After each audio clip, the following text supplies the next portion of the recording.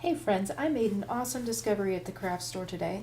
I almost never use photos in my art journaling because I don't like glossy texture stuff in my collage and my art journal spreads.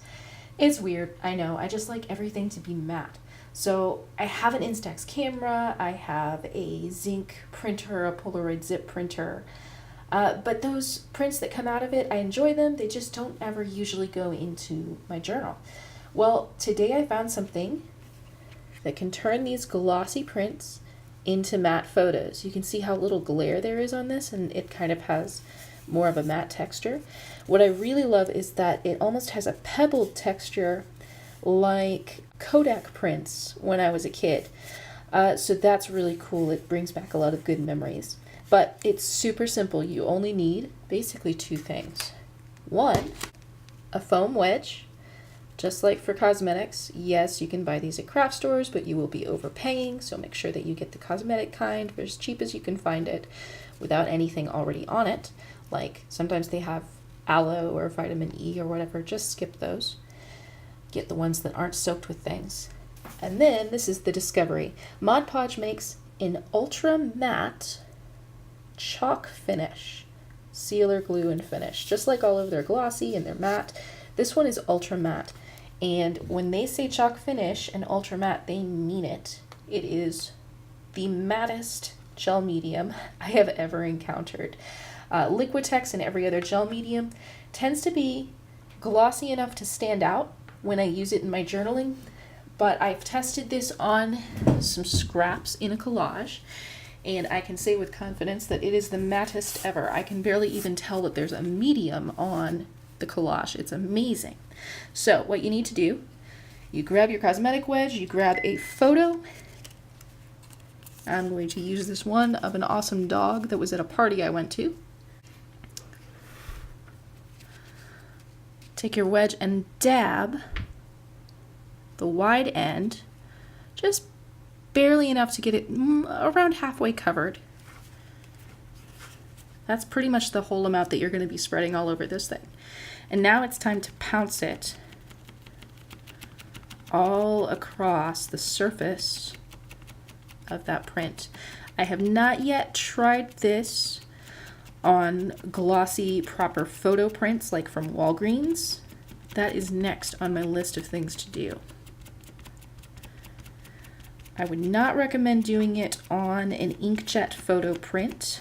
I would say just get matte paper or print your photos from inkjet directly onto matte cardstock, because the Mod Podge will smear that ink. Now I'm making a couple of passes. If I do this too many times, pieces of semi-dried Mod Podge will start to fall off of my sponge and they will make big globs and it will be weird. I'm just going lightly over, trying to make sure that my texture is even and that those pebbles are as small as I can get them, and that comes from just lightly pouncing. But you can see I've spread all of that medium across the surface, and if I hold it carefully up to the light, I can see any bare patches. They will stand out and still be glossy. I can see a couple of really tiny spots on here, but that doesn't bother me too much. Let's see if I can get these up over here. You can see, maybe you can see, that when I went that round, it looked a little bit lighter because this is starting to get tacky, starting to set up. It dries very quickly, as you would expect, because chalk finish acrylic tends to dry very quickly too. Hold that up. Yeah, that's better. I covered up almost all of the gloss. And a little bit that shines through just makes it look kind of distressed. So nothing wrong with that.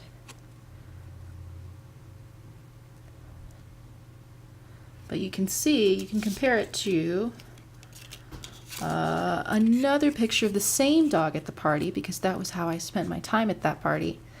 You can see how much glare is coming off of my lamp versus how diffuse it looks on the one that I treated with the Mod Podge.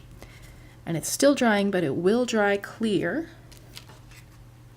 And you will get this look instead. The first one of my daughter, I did this actually with a paintbrush, and it does keep the brush strokes. You can see it in your hair. So that's a cool effect if you want to go for that. Then I switched to a sponge brush, which made a slightly larger scale texture. And then I started playing with the cosmetic wedges. You can see over here, there's a lot of gloss left on the edges. I just couldn't get close enough. But I kind of dig how that looks. Double exposures are weird. And here's another one. I got very fine texture, and I think just about full coverage on this. I'm not picking up any gloss coming off here.